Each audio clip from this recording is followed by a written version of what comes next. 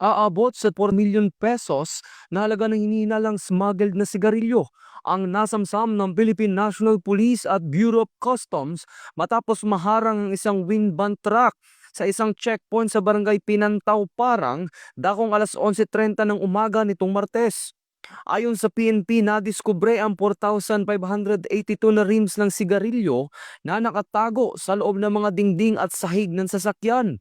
Nabigo ang driver na magpakita ng anumang dokumento na magpapatunay sa legalidad ng kargamento dahilan upang arestuhin ang mga sospek. Nakumpiska ang mga sigarilyo at ginamit na sasakyan at kasalukuyang nasa kustodiya na ng otoridad habang inihanda ang turnover sa Bureau of Customs at pagsampa ng kaukulang kaso. Naharap ang mga sospek sa kasong paglabag sa RA 10863 o Customs Modernization and Tariff Act at iba pang kaugnay na batas. Ito ang bagong PNP para sa bagong Pilipinas, serbisyong mabilis, tapat at nararamdaman.